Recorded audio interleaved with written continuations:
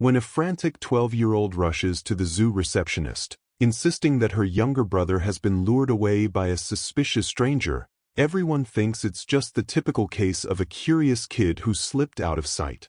But the moment they hear one chilling detail, everything shifts, launching a desperate race to rescue him before it's too late. Before we dive into this story, let us know where you're watching from, and if you believe in the power of family, hit that like button and subscribe for more. The sun rose hot and bright on a July morning that promised both adventure and tension, though only one member of the Peterson family seemed to realize how quickly that tension would twist into danger. May Peterson, age 12, awoke with a sense of unease in her chest, though she tried to push it aside by reminding herself that today was Zach's 8th birthday, a day that, under normal circumstances, should be joyful. She dressed quietly, glancing around her small bedroom, at the soft gray walls that she herself had picked out a year earlier, at the shelves lined with books she loved to read when the rest of the world felt distant. Down the hallway, her parents were already up, their voices carrying a note of excitement that had become both familiar and, to May, a bit painful. Pamela and Tom Peterson had struggled for years with infertility, and May was originally adopted as a toddler after they concluded they might never conceive naturally. For a time, May was their shining star, the baby they had desperately wanted. But then the impossible occurred. Pamela became pregnant, and Zach was born. From the moment his bright green eyes opened, he became known as the family's miracle baby. May never begrudged him for that. He was her little brother, after all, and she adored him. But as the years passed, she couldn't help noticing that her parents' attention lingered on Zach just a bit more often, glowed for him a bit more brightly, always overshadowing her. He was sweet, excitable, but somehow always the favorite. They denied it if she or anyone else suggested it, but the difference settled like a quiet ache in her heart. Today would magnify that ache, she sensed, because it was Zach's birthday, a day of unbridled fussing and pampering that rarely included a thought for May. Not that she begrudged him the celebration. She just longed for some recognition that she, too, mattered. By the time she stepped into the kitchen, Pamela was flipping pancakes while Tom was at the table, reciting a checklist for the day's planned excursion to the local zoo. Zach sat there in a bright orange t-shirt, his face glowing with anticipation. He clutched a well-worn stuffed lion, the fur matted in places, a seam at the neck threatening to unravel from years of hugging. He was in the midst of rattling off lion facts to Tom, who listened intently as though these were the most riveting words anyone could speak.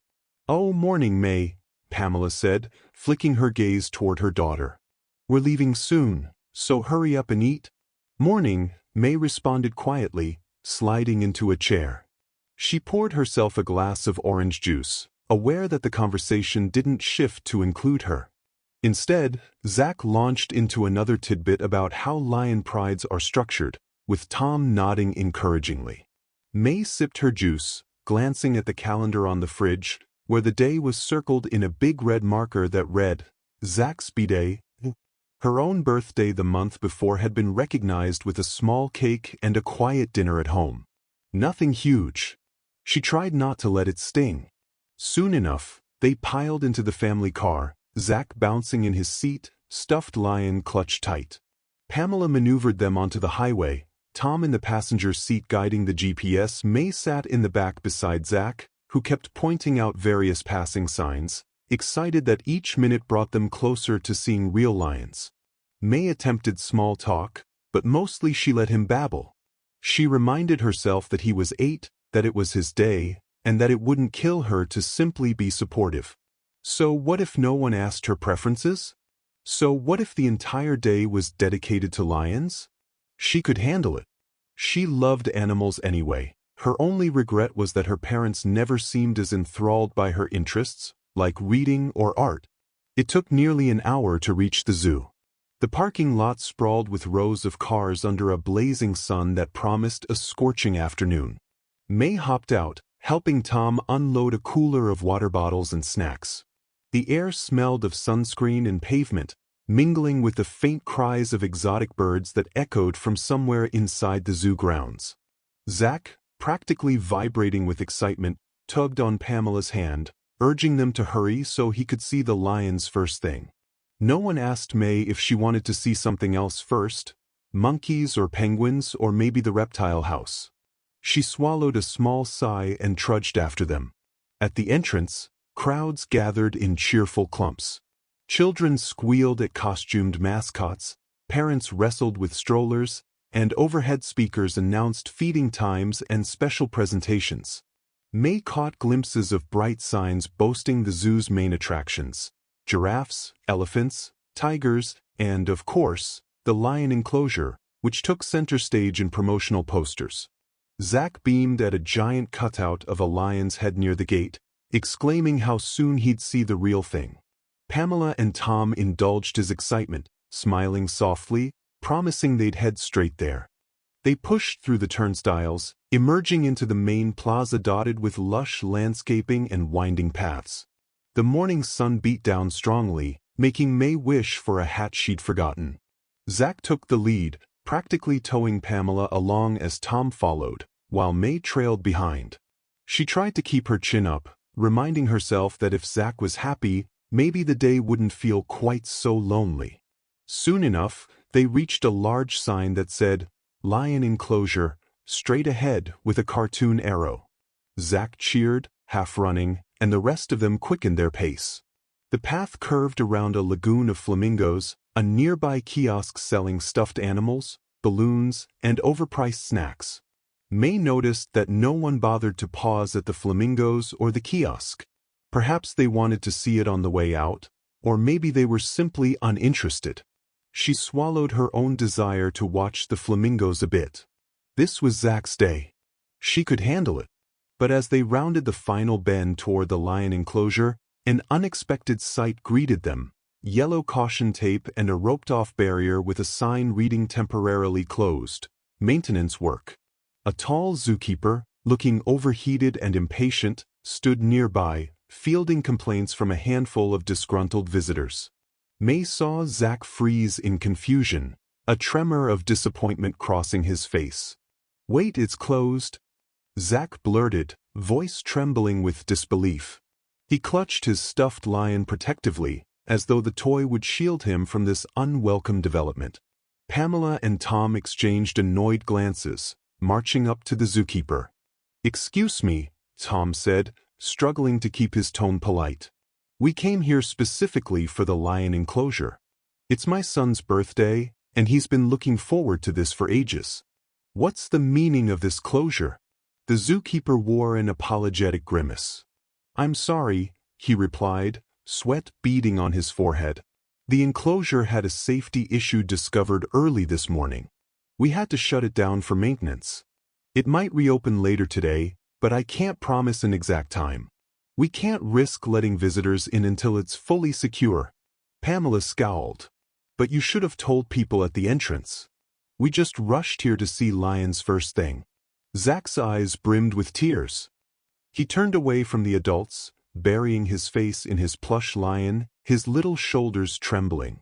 May's heart clenched at the sight. She stepped closer, placing a gentle hand on his back. "Hey," she murmured, "maybe they'll open later, or we can see the other animals until then." Zack sniffled, not looking up.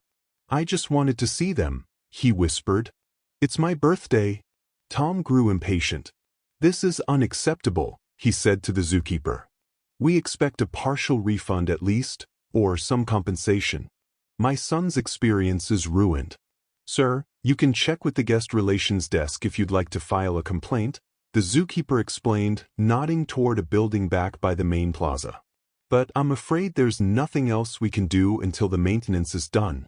Pamela, her frustration mounting, took Zack's hand. "Come on," she said. "We'll get answers from management." She cast May a glance. "Keep up," she added, though her tone held none of the warmth usually reserved for Zack. May followed, feeling a mixture of sympathy for Zack and worry about how her parents' tempers would flare if they felt the day was ruined. They made their way back toward the visitor center, the sun intensifying overhead. Zack trudged miserably, tears still threatening, while Tom muttered about incompetent staff. May hovered behind them, trying to figure out if she could do anything to cheer up her brother. But the tension was thick, and no one welcomed her input. She thought of the flamingo pond again, but she didn't dare suggest stopping. Eventually, they reached a desk labeled Guest Relations. Pamela and Tom approached, launching into a complaint about the closure, about Zach's disappointment, while Zach hung back with his stuffed lion. He looked lost, May thought, and she felt the old pang of protectiveness. She inched toward him, gently putting a hand on his shoulder. "You okay?" she asked softly. He sniffed, eyes downcast. "No," he murmured. "I wanted to see them first thing. Now everything's ruined." May took a breath, wanting to reassure him. "Maybe it'll open later. The day's not over. We can still see other animals." She gave his shoulder a small squeeze. "Or if you're too upset, we can just hang out somewhere until it reopens." Zach shrugged, his tears drying into a dull sadness. In the background, May heard her parents raising their voices at the staff, insisting on speaking to a manager. She winced. The last thing they needed was to anger the workers. She knew from experience that Pamela and Tom tended to lash out when they felt wronged. Zach sniffled again, stepping away from her. "I don't want to be here when they yell," he muttered, gazing around the lobby. "I'll look somewhere else." May frowned. "Zach, wait," she said, worried he might wander off. But her parents were so busy complaining that no one paid them any mind. Torn, May hesitated. Should she try to calm her parents or follow Zach? In that brief moment of indecision, Zach slipped away, darting around a corner that led toward the far side of the lobby, presumably searching for anything interesting. May sighed, glancing at Pamela and Tom. They were thoroughly absorbed in an argument with the staff supervisor now. She told herself she'd better keep an eye on Zach. She hurried after him, rounding a corner that led to a small exhibit area showcasing local reptile species behind glass. She scanned the crowd, searching for his bright orange shirt and that bobbing stuffed lion. But she didn't see him among the families pointing at snakes or lizards. Her chest tightened. Where did he go? Walking faster, she slipped into a corridor that branched off the main lobby, passing a sign that read Employees Only. That was definitely not somewhere guests should go, yet she noticed the sign hung slightly ajar, as though someone had stepped through in a hurry. Fear flickered. She remembered how Zach sometimes wandered when upset, ignoring boundaries. Heart pounding, she pushed through the door. Beyond it lay a small hallway lined with offices. May glanced left, then right. No sign of Zach. She let out a quiet, "Zach?" But only the hum of the air conditioning answered. That anxious knot in her stomach tightened. She backed out, returning to the reptile area, searching again. Nothing.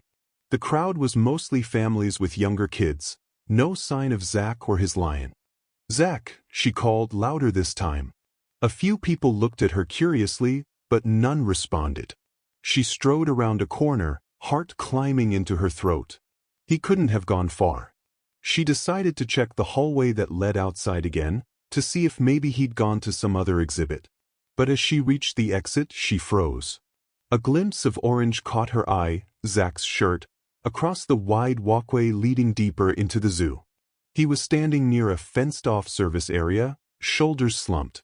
Relief washed through May, and she almost scolded him mentally for wandering off. But then she saw something that froze her in place. He wasn't alone. A tall, wiry man with disheveled hair and darting eyes stood close to Zach, leaning down as though whispering. He looked unkempt, wearing a rumpled jacket despite the heat, his posture tense. There was something off about him, something that made May's stomach churn. He rested a hand on Zach's shoulder in a way that instantly set off alarm bells in her mind. She took a step forward, calling Zach, but the bustle of people drowned her out. Zach didn't turn. The man glanced around, though, as if he sensed May's presence. He caught sight of her, eyes narrowing. She saw him say something to Zach in a low voice. Then, to her horror, he slipped a hand around Zach's wrist, tugging him toward a chain-link gate marked Staff Only. Zach looked momentarily confused, clutching his stuffed lion. May realized with dawning terror that her brother might be too upset about the lion enclosure to think clearly. He was letting this stranger guide him away. She tried to shout again, voice strangled by fear, "Zach! Over here!" People flowed around her, blocking her path momentarily. By the time she broke free, the gate swung shut. She raced to it, yanked it open. On the other side lay a service road, dumpsters, parked carts, crates, no sign of the man or Zach. Her heart hammered in her throat, a cold sweat breaking out across her skin. She spun in place, scanning every corner. Nothing. "Oh no," she whispered, forcing herself not to panic. She had to tell her parents. She sprinted back toward the visitor center. Her breath came in ragged gasps, fear pounding in her ears. She found Pamela and Tom still locked in conversation with a manager, oblivious to Zach's disappearance. "Mom, Dad," she said, voice shaking. "Zach is gone. A man took him through a staff gate. I saw it." Pamela barely glanced at her, annoyance flashing in her eyes. "What are you talking about, May? We're in the middle of something." May fought tears of frustration.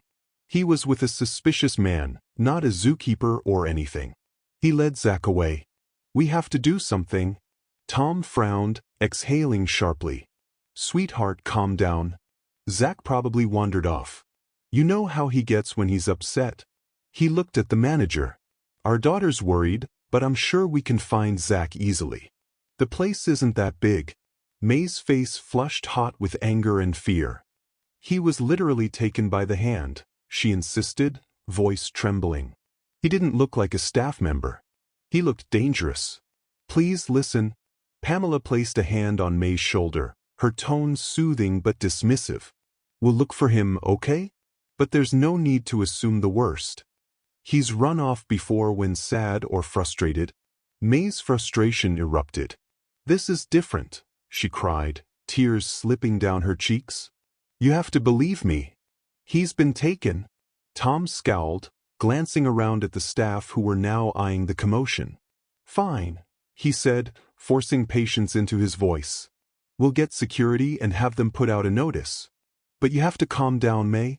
May could hardly breathe. Her parents weren't taking it seriously. She wanted to scream. But at least they agreed to talk to security. They marched to an office labeled security, explaining that Zach was missing. May tried to convey the urgency that he was abducted by a stranger, not just missing. But every time she interjected, Tom gave her a warning glare, as though telling her to be quiet. The security guards jotted down details: Zach's age, appearance, clothes, the stuffed lion, the area last seen. One guard nodded sympathetically. "We have a procedure for lost kids," he said. "We'll send staff to search. He might be hiding or exploring. We'll find him." May wanted to scream that he wasn't just lost. Instead, she forced herself to speak calmly. "I actually saw a suspicious man leading him through a staff gate," she said. He looked disheveled, maybe around 40, with messy hair, a worn jacket. He seemed shady. A guard frowned, scribbling. "We can check the cameras," he said. "But let's not panic. A lot of folks can appear disheveled. It could be someone who works here off the clock." May's frustration grew. She noticed Pamela and Tom exchanging uneasy glances, still unwilling to accept the kidnapping theory. The guards asked them to wait in a small lounge area so they could attempt to locate Zach. Her parents let themselves be led there. May, still trembling, dropped onto a plastic chair, head spinning. A part of her wanted to run back out, keep searching. But everyone acted like they had the situation under control. A tense 15 minutes passed. May paced, glancing at the bulletin board on the wall. Various notices hung there: missing pets, job postings, code of conduct rules.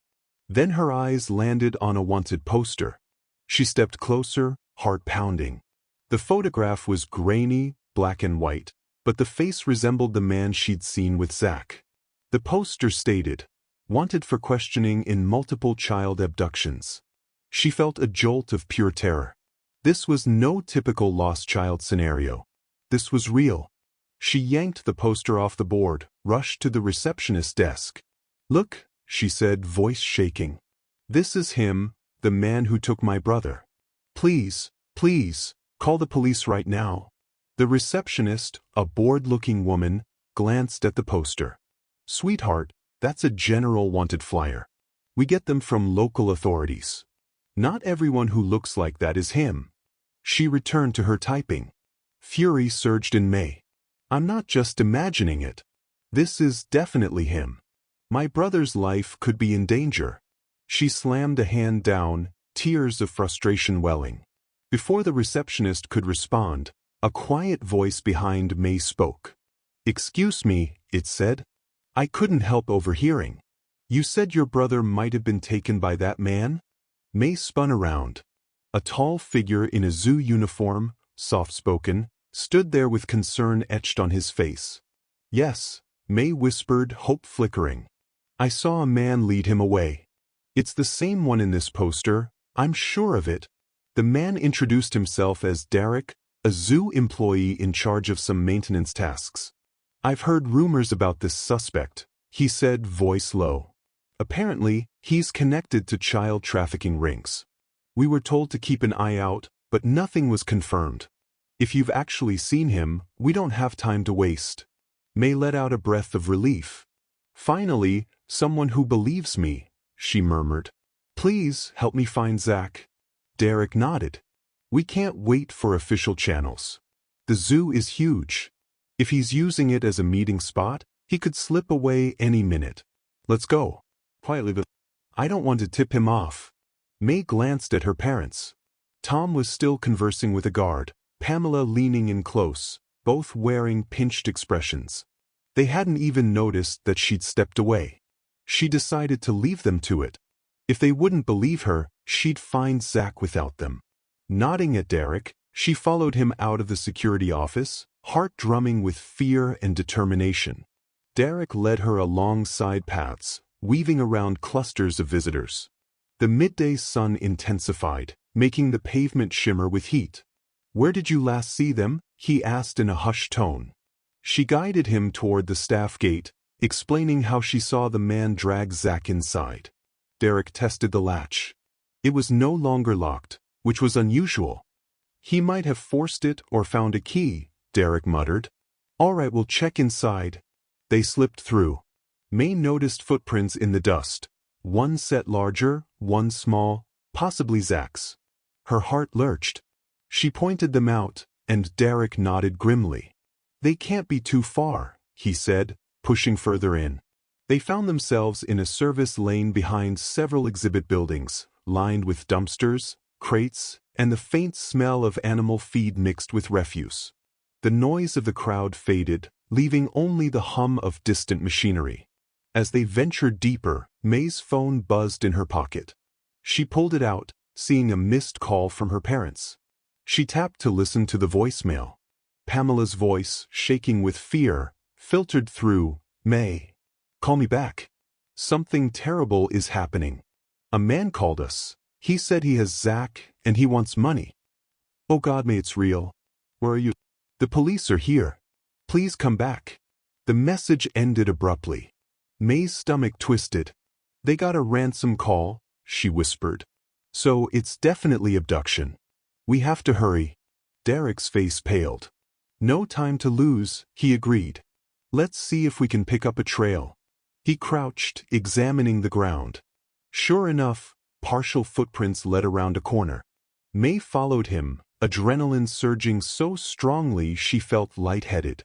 They passed rows of caged areas, apparently old animal pens not currently in use. Then, lying near the fence, May spotted something that made her heart drop. Zach's stuffed lion, half buried in the gravel. She snatched it up, tears burning her eyes. "He wouldn't drop this on purpose," she said, voice trembling. "He must have lost it." Derek's jaw tightened. "We're on the right track," he murmured. "He's leaving clues. Let's keep going." They pressed on, but every step felt agonizing. The path forked, one branch leading toward a locked gate, another meandering behind more old buildings. They tried the locked gate, finding no sign of forced entry, so they turned down the other path. At one point, they saw the silhouette of a child, hope leaping in May's chest, but it turned out to be a different kid, lost and crying for his mother. Derek guided him to a staff member, but the detour cost them precious moments. Exhaustion and panic warred in May's mind. She wanted to run through every corner of the zoo, screaming for Zach, but Derek insisted they keep quiet, not to spook the kidnappers. The day's heat bore down on them, sweat trickling down her back. She clutched Zach's stuffed lion, lips pressed tight. "We'll find him," Derek said, trying to reassure her. "This zoo is big, but if the suspect demanded money, he might be waiting somewhere to arrange the pickup." May nodded. "He must think it's easier to hide here than outside," she whispered. I'm scared for Zach." Derek patted her shoulder gently. "We'll get him back," he promised. They moved on, checking each storage shed and abandoned pen. The stench of stale hay and old animal waste clung to the corners. Once, they glimpsed a crouched figure in the shadows, only to find it was just a vagrant who'd sneaked in for shelter. Time raced. May's phone buzzed again, but she ignored it. She had to focus on searching. Finally, after what felt like an eternity, they approached a dilapidated storage building set behind a cluster of overgrown shrubs. A faded sign reading "Staff Only" hung crookedly on the door. Derek paused, pressing an ear to the wood. May strained to listen. On the other side, she could just barely make out voices, muffled, tense. Her heart skipped. Derek leaned in, then mouthed to her, "Someone's inside." She nodded, throat tight. He keyed his radio, voice a whisper. "This is Derek in the restricted area, building near the old elephant pen. Possible suspect inside. Please approach quietly. We have a child in danger." A faint crackle replied, indicating backup would come. But May knew it might take them time to navigate here. "What if they move Zach?" May whispered, a tremor in her voice. Derek's jaw clenched. "We can't let that happen. We'll have to stall them until security arrives. Let's see if there's another entrance." They circled around, spotting a side door, locked from the inside. Derek tested a window, dust and grime covering the glass.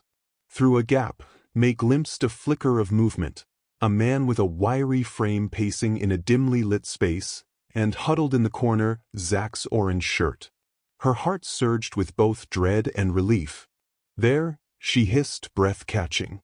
"That's Zach. He's in there." Derek nodded. "We need a plan. If we barge in, the kidnappers might hurt him or slip away.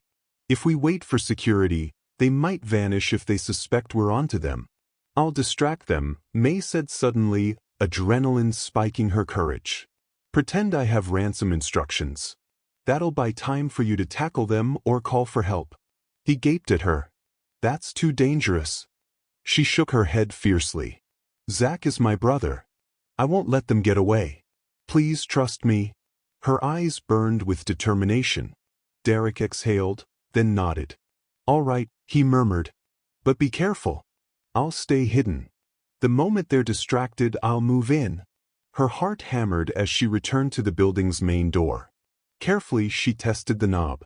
Gave. She pushed the door open, stepping inside, her entire body shaking with fear. The interior was dark, cluttered with crates and old zoo supplies, the air thick with dust and stale hay. Two figures turned at her entrance. One was indeed the wiry man from earlier, his eyes narrowing. The other was a broader man lurking near a makeshift table. In the corner, Zach sat on a rickety chair, hands bound, eyes brimming with tears.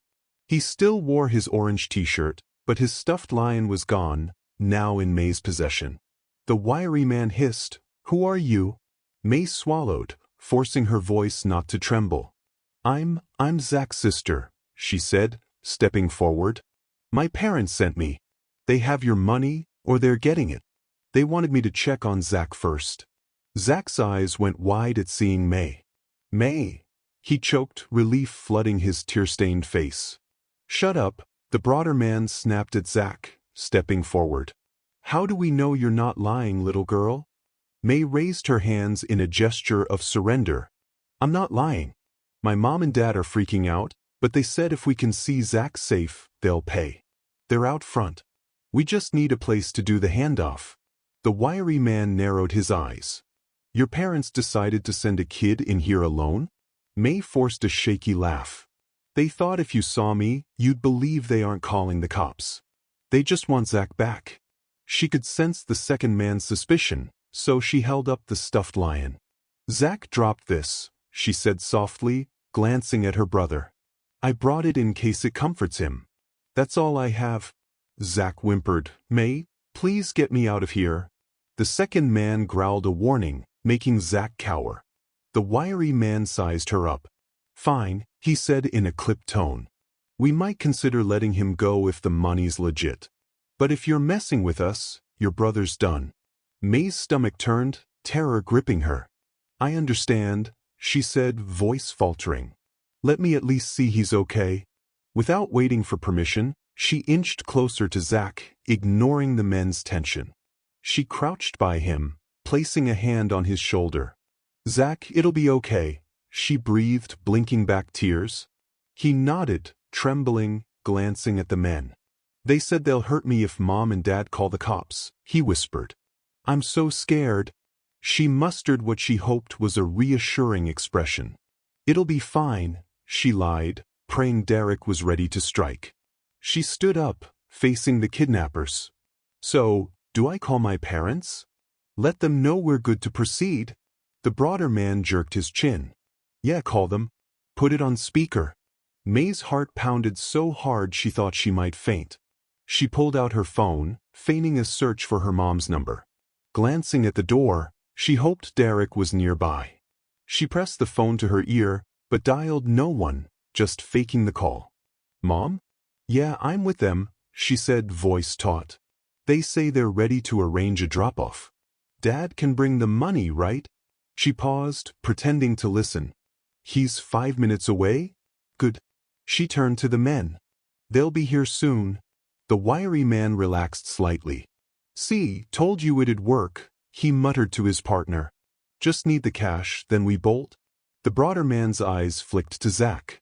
We'll keep the kid until we have the money in hand.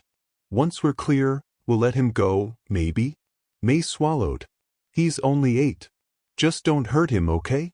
She forced a trembling plea into her voice, which wasn't difficult because she truly was terrified. The wiry man sneered. We're not monsters, so long as we get what we want. The door behind May inched open a crack. She caught a glimpse of Derek creeping in, crouched behind a stack of crates. Her heart leapt. She had to keep them talking. So, she said, where do you want to meet Dad for the exchange? The broader man scratched his stubbled chin. We could do it at the old staff lot. Less chance of being spotted. Zach let out a shaky breath, eyes flicking between May and the men. Suddenly, a faint rustle sounded from Derek's position. The wiry man snapped to attention, gaze whipping toward the crates. May used the momentary distraction to move behind Zach, tugging at the ropes on his wrists. The broader man barked, Hey, what are you? But Derek sprang from behind the crates, slamming into him. They tumbled to the floor with a crash of boxes. The wiry man cursed, lunging forward, but May pushed Zach aside. Zach, spurred by fear, twisted his wrists free as the rope loosened. The wiry man tried to grab him, but May put herself in the way, arms out. He hesitated, uncertain about laying hands on the sister. That gave Zach precious seconds to scramble to the door. The wiry man then shoved May aside, racing after Zach, but at that moment, the door burst open again, uniformed security and an officer who must have arrived from the main route. They cornered the wiry man. He tried to bolt out a back exit instead, only to collide with another officer, who pinned him. Furious curses erupted from him, but he was overpowered. Derek wrestled with the broader man, who was bigger, but adrenaline fueled Derek. He pinned the man's arms, grunting, "Call for backup." The officer rushed over, helping subdue him. Within seconds, both kidnappers were in cuffs. May staggered to Zach, hugging him tightly, tears streaming down her face, relief flooding her so fiercely she thought she might collapse. "May," Zach mumbled, voice hitching with sobs. "You came for me." "Of course I did," she whispered, stroking his hair. She felt the harsh pounding of his heart. "Are you hurt?" He shook his head, lips trembling. "Just scared." Then he fell against her, clutching her shirt as though he'd never let go. Derek, panting, helped the officer secure the second kidnapper. "We got them," he muttered, giving May a nod of triumph. "You did great." She tried to smile, but tears kept falling. Another wave of uniforms poured into the building, police who had presumably responded to the ransom call. The kidnappers were led away, flailing and spitting threats. May cringed, pressing Zach closer, not wanting him to hear. She heard them cursing, calling her names. One officer barked at them to shut up. Suddenly, Pamela and Tom burst in, their faces streaked with tears of panic. "Zach!" Pamela cried. She rushed to him, nearly knocking May aside in her desperation to grab her son. Tom joined, encasing Zach in a fierce hug. Zach clung to them, sobbing anew. May stepped back slightly, tears of her own welling. For a moment, it felt like her parents forgot she existed again. But then Pamela turned, grabbing May's arm, pulling her into the circle. Tom did the same. All four of them stood in a trembling huddle, the swirl of police and zoo staff overshadowed by the intensity of family. "Oh my God," Pamela choked, tears trailing down her cheeks. "Zach, are you okay? Did they hurt you?" Zach shook his head against her shirt. "I'm okay, Mom," he murmured. "They tied me up, but May, she saved me." Tom's eyes found May's, brimming with shame and gratitude. "You did," he whispered, voice raw. "We should have listened to you from the start." "I'm so sorry." May bit her lip, tears sliding free. "I tried to tell you," she said softly, the heartbreak creeping into her voice. "But you didn't believe me. You told me I was overreacting." Pamela covered her mouth, guilt etched on every line of her face. "May, I can't apologize enough," she murmured. "We almost lost Zach because we dismissed you." Tom nodded, pressing a hand over his eyes. "You saved him," he repeated hoarsely. "You're so brave, honey. We're sorry we ever doubted you."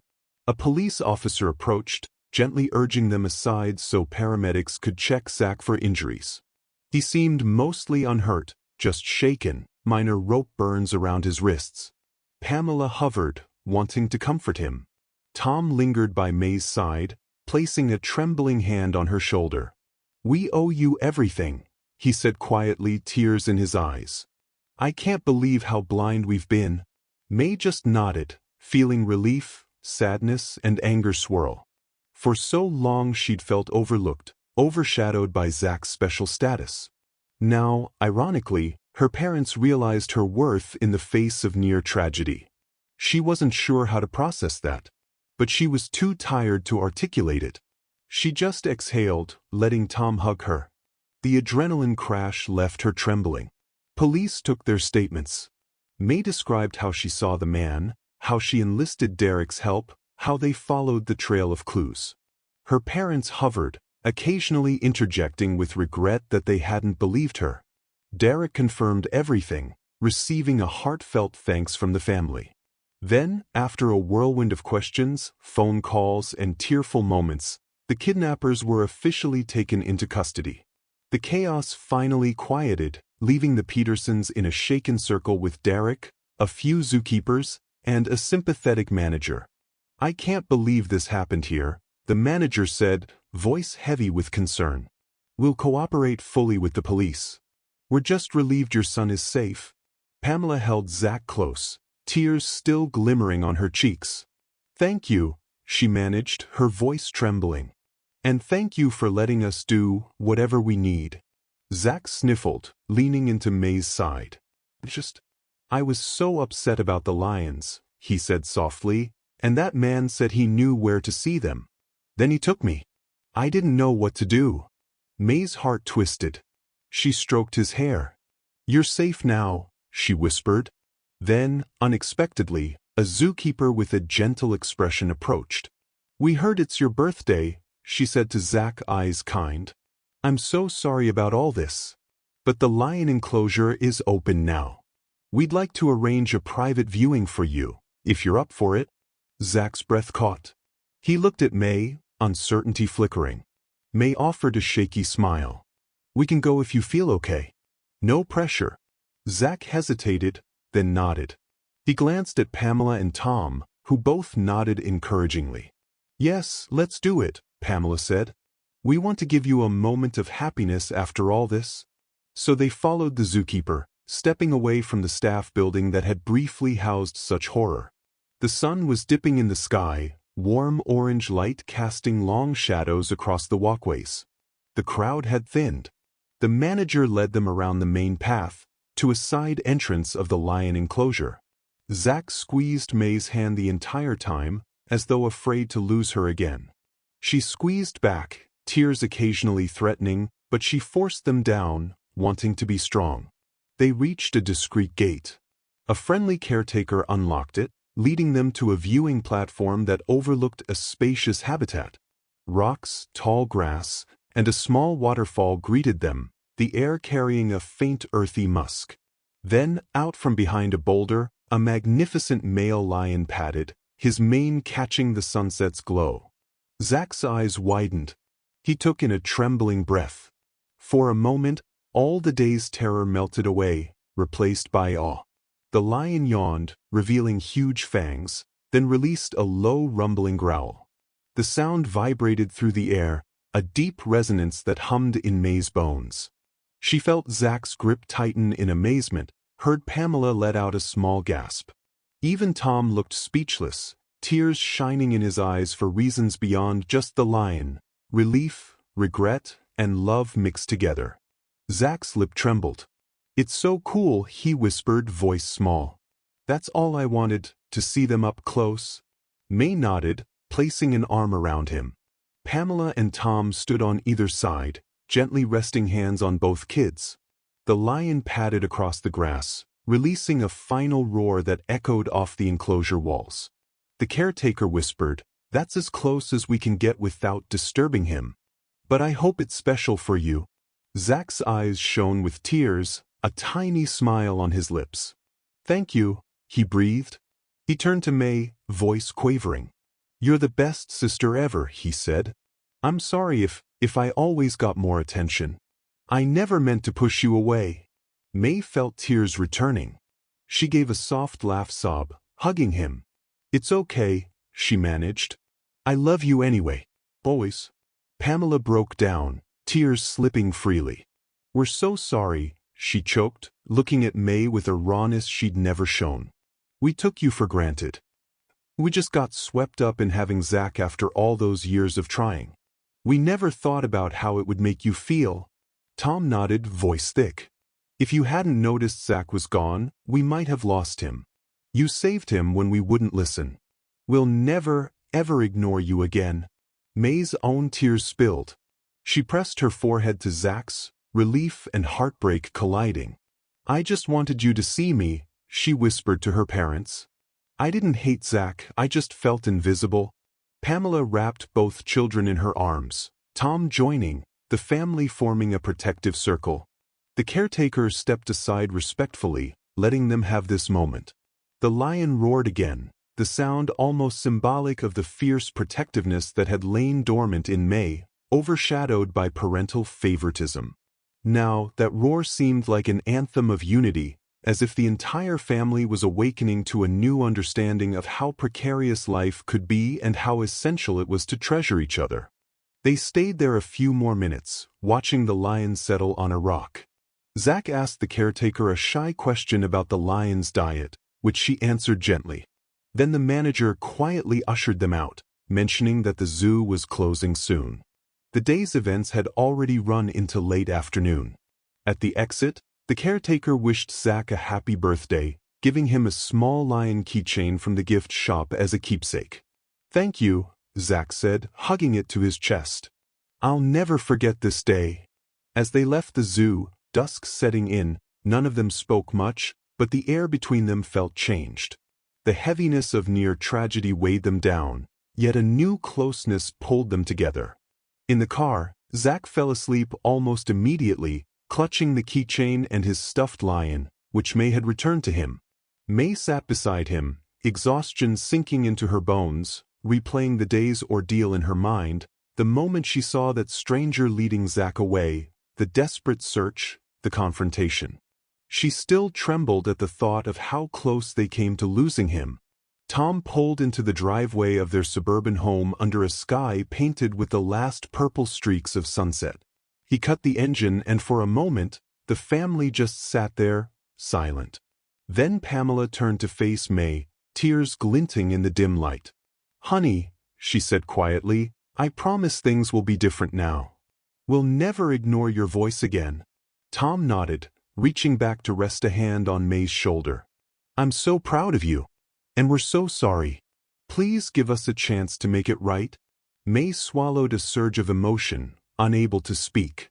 She simply gave a nod, blinking away tears. They ushered Zach into the house, still half asleep, guiding him to his room. He stirred enough to murmur a sleepy, "Night, May," as she helped tuck him into bed. Pamela and Tom hovered, uncertain, but May's presence soothed him most. She whispered, "You're safe," brushing hair from his forehead. He squeezed her hand, drifting off. Exhausted, May headed to her own room, heart pounding with residual adrenaline. She collapsed on her bed, the events of the day swirling in her mind. Distantly, she heard her parents talking downstairs, hushed voices. Probably discussing how close they'd come to calamity, how they almost lost Zach, how they failed May. She let out a shaky breath, tears rolling onto her pillow. Relief, grief, anger, love, all tangled inside her, so much bigger than words. She woke the next morning feeling sore, as if she'd physically fought a battle. In a way, she had. She dragged herself to the kitchen, finding Tom at the table, Pamela cooking scrambled eggs. Zach was still asleep. The tension in the air was replaced by a subdued hush, a gentler vibe. Tom offered her a quiet smile, gesturing for her to sit. "How are you feeling?" he asked softly. May hesitated, then shrugged. "Tired. Still, can't believe what happened." Pamela turned off the stove, carrying a plate of eggs over. "We can't believe it either. The police called this morning. They want more statements, but they said you were instrumental in finding Zach so quickly." She set the plate down, voice trembling. "I wish we'd listened to you the moment you said he was taken." Tom reached out, gently covering May's hand with his. "We'll regret it forever," he said. "You showed courage and love beyond what we deserve." Tears sprang to May's eyes. She tried to blink them back, but they fell anyway. "I just was so scared," she whispered, "and you wouldn't believe me. I kept thinking, what if I can't save him in time?" Pamela knelt beside her chair, placing a hand on May's shoulder. "You did," she murmured. "You did save him. And I promise, from here on, you'll never feel overshadowed again." May let out a shaky sigh, nodding. "I want to believe that," she admitted. Tom squeezed her hand, tears in his own eyes. They ate a quiet breakfast, none of them sure how to act normal. Eventually, Zach woke, joining them, looking pale. Pamela fussed over him, checking for any bruises.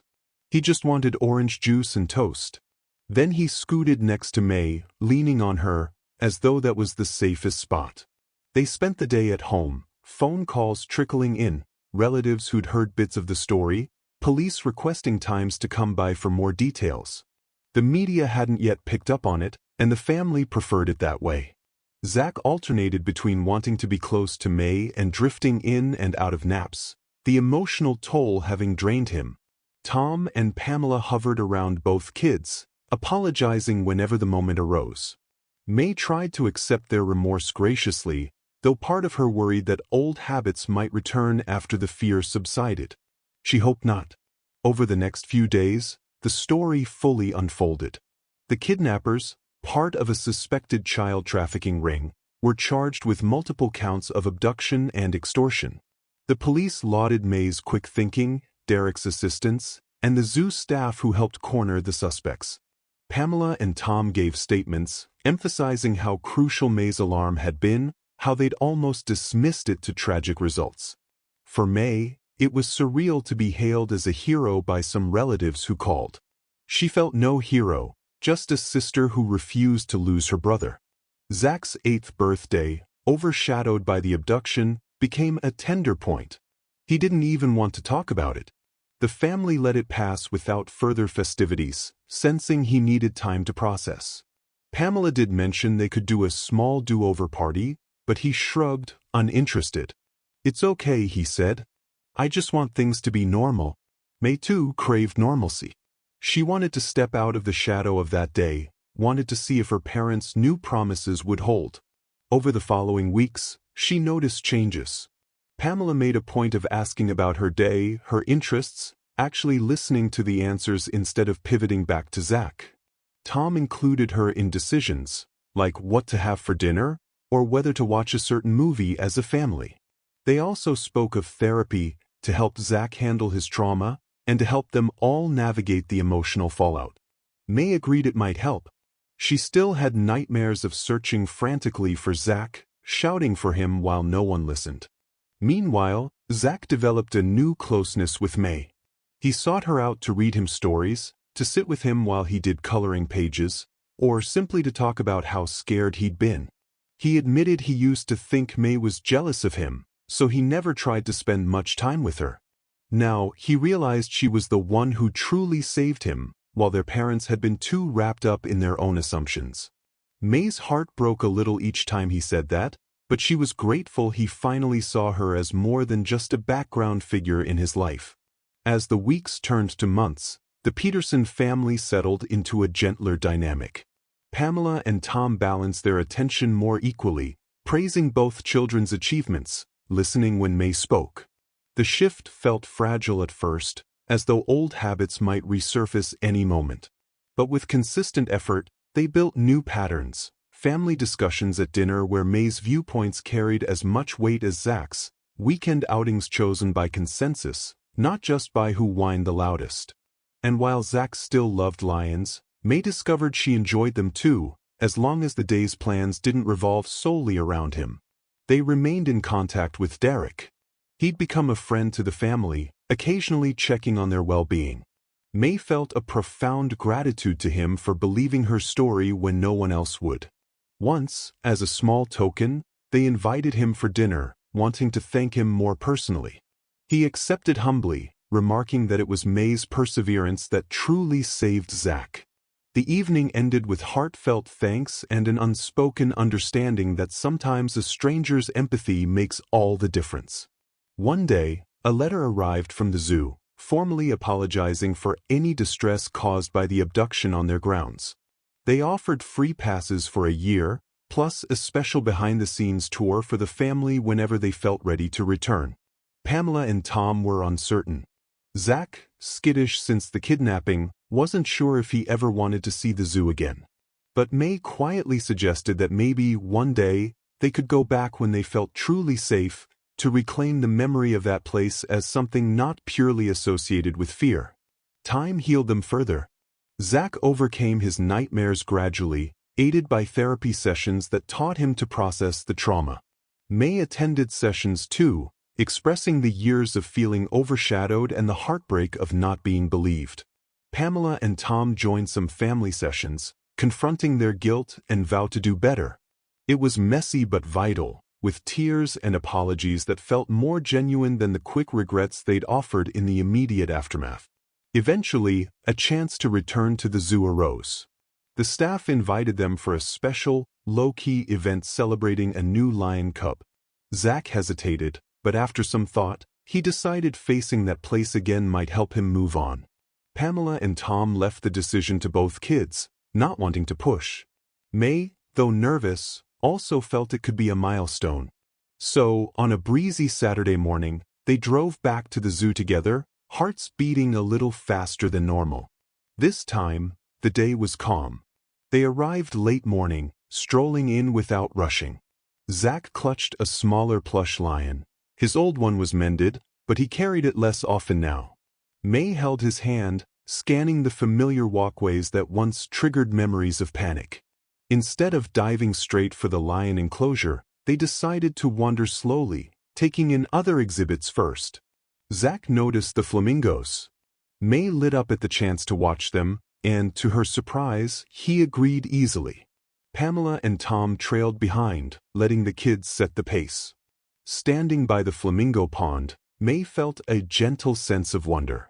The bright pink birds, balanced on spindly legs, reminded her of how she'd felt overlooked a year ago. Now, her parents asked her questions about them, seeming genuinely interested. Zack made a few jokes, calling them pink giraffe birds, drawing mild laughter. May realized this was how a family outing should be, where everyone's preferences mattered. After a leisurely stroll, they approached the lion enclosure. Zack gripped May's hand more tightly, anxiety flashing in his eyes. Pamela whispered, "We can skip it if you want." But Zack shook his head, inhaling deeply. "No, let's see them," he said. "But I don't want to be scared of this forever." They reached the railing, gazing into the habitat. The male lion lounged on a rock, a lioness and 2 cubs nearby. Zack stared, heart pounding, but his posture remained steady, as though determined to reclaim the moment. May leaned on the railing, a supportive presence by his side. Tom and Pamela flanked them. A soft breeze ruffled their clothes. The lion flicked an ear, unbothered by the visitors. One of the cubs tumbled over its mother's paw. A quiet tear slipped from Zack's eye. "It's not scary now," he said softly. "It's just life. They're just being lions." May nodded, placing a hand on his shoulder. "They're beautiful," she said. They stood there a while, letting the memory of panic be replaced by something calmer, more triumphant. At last, Zack sighed, turning to May. "Thanks for doing this with me," he said. She smiled, tears glinting. "Anytime," she murmured. They left the zoo that afternoon feeling lighter. As they headed to the car, Pamela gave May a small side hug. "Thank you for guiding Zack through that," she whispered. May felt warmth fill her chest. Tom patted her shoulder, eyes shining with gratitude. Zack bounded ahead, humming a silly tune about lions, as though he'd shed a layer of fear. The months that followed cemented the new family dynamic. They faced day-to-day challenges, arguments about chores, school stress, but the overshadowing of May never returned to its old intensity. Pamela and Tom caught themselves any time they lapsed into praising Zack disproportionately. They found genuine pleasure in May's interests, encouraging her to join an art club at school, celebrating her small achievements with the same enthusiasm they once reserved for Zack's. And Zack, newly aware of how precious siblings can be, invited May into his play, showed interest in her hobbies, and displayed a protective streak for her when he sensed she felt left out. In quiet moments, May sometimes reflected on how near that day had come to destroying them. She'd remember sprinting through hidden zoo paths, that suffocating terror, the heartbreak of not being believed. It haunted her dreams occasionally. But each time, she reminded herself that she had saved Zack, that her parents now recognized her. The memory of the lion's roar, resonating through that private moment after the rescue, lingered in her heart as a symbol of renewed unity. Meanwhile, Zack developed a new closeness with May. He sought her out to read him stories, to sit with him while he did coloring pages, or simply to talk about how scared he'd been. He admitted he used to think May was jealous of him, so he never tried to spend much time with her. Now, he realized she was the one who truly saved him, while their parents had been too wrapped up in their own assumptions. May's heart broke a little each time he said that, but she was grateful he finally saw her as more than just a background figure in his life. As the weeks turned to months, the Peterson family settled into a gentler dynamic. Pamela and Tom balanced their attention more equally, praising both children's achievements, listening when May spoke. The shift felt fragile at first, as though old habits might resurface any moment. But with consistent effort, they built new patterns, family discussions at dinner where May's viewpoints carried as much weight as Zack's, weekend outings chosen by consensus, not just by who whined the loudest. And while Zach still loved lions, May discovered she enjoyed them too, as long as the day's plans didn't revolve solely around him. They remained in contact with Derek. He'd become a friend to the family, occasionally checking on their well-being. May felt a profound gratitude to him for believing her story when no one else would. Once, as a small token, they invited him for dinner, wanting to thank him more personally. He accepted humbly, remarking that it was May's perseverance that truly saved Zach. The evening ended with heartfelt thanks and an unspoken understanding that sometimes a stranger's empathy makes all the difference. One day, a letter arrived from the zoo, formally apologizing for any distress caused by the abduction on their grounds. They offered free passes for a year, plus a special behind-the-scenes tour for the family whenever they felt ready to return. Pamela and Tom were uncertain. Zach, skittish since the kidnapping, wasn't sure if he ever wanted to see the zoo again. But May quietly suggested that maybe one day they could go back when they felt truly safe, to reclaim the memory of that place as something not purely associated with fear. Time healed them further. Zach overcame his nightmares gradually, aided by therapy sessions that taught him to process the trauma. May attended sessions too, expressing the years of feeling overshadowed and the heartbreak of not being believed. Pamela and Tom joined some family sessions, confronting their guilt and vowed to do better. It was messy but vital, with tears and apologies that felt more genuine than the quick regrets they'd offered in the immediate aftermath. Eventually, a chance to return to the zoo arose. The staff invited them for a special, low-key event celebrating a new lion cub. Zach hesitated, but after some thought, he decided facing that place again might help him move on. Pamela and Tom left the decision to both kids, not wanting to push. May, though nervous, also felt it could be a milestone. So, on a breezy Saturday morning, they drove back to the zoo together, hearts beating a little faster than normal. This time, the day was calm. They arrived late morning, strolling in without rushing.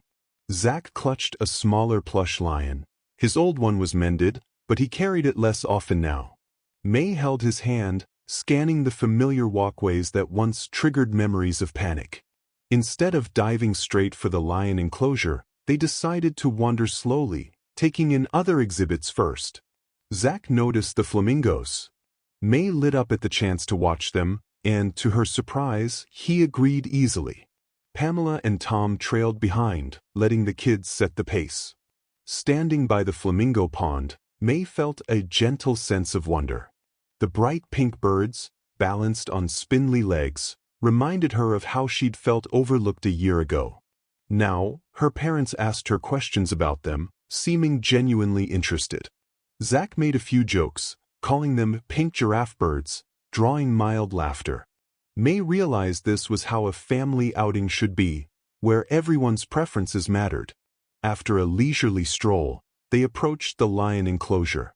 Zach gripped May's hand more tightly, anxiety flashing in his eyes. Pamela whispered, "We can skip it if you want." But Zach shook his head, inhaling deeply. "No, let's see them," he said. "But I don't want to be scared of this forever."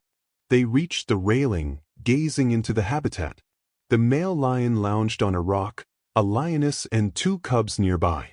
Zach stared, heart pounding, but his posture remained steady, as though determined to reclaim the moment. May leaned on the railing, a supportive presence by his side. Tom and Pamela flanked them. A soft breeze ruffled their clothes. The lion flicked an ear, unbothered by the visitors. One of the cubs tumbled over its mother's paw. A quiet tear slipped from Zach's eye. "It's not scary now," he said softly. "It's just life. They're just being lions." May nodded, placing a hand on his shoulder. "They're beautiful," she said. They stood there a while, letting the memory of panic be replaced by something calmer, more triumphant. At last, Zach sighed, turning to May. "Thanks for doing this with me," he said. She smiled, tears glinting. "Anytime," she murmured. They left the zoo that afternoon feeling lighter. As they headed to the car, Pamela gave May a small side hug. "Thank you for guiding Zach through that," she whispered. May felt warmth fill her chest. Tom patted her shoulder, eyes shining with gratitude. Zack bounded ahead, humming a silly tune about lions, as though he'd shed a layer of fear. The months that followed cemented the new family dynamic. They faced day-to-day challenges, arguments about chores, school stress, but the overshadowing of May never returned to its old intensity. Pamela and Tom caught themselves any time they lapsed into praising Zack disproportionately. They found genuine pleasure in May's interests, encouraging her to join an art club at school, celebrating her small achievements with the same enthusiasm they once reserved for Zack's. And Zack, newly aware of how precious siblings can be, invited May into his play, showed interest in her hobbies, and displayed a protective streak for her when he sensed she felt left out. In quiet moments, May sometimes reflected on how near that day had come to destroying them. She'd remember sprinting through hidden zoo paths, that suffocating terror, the heartbreak of not being believed. It haunted her dreams occasionally. But each time, she reminded herself that she had saved Zack, that her parents now recognized her. The memory of the lion's roar, resonating through that private moment after the rescue, lingered in her heart as a symbol of renewed unity.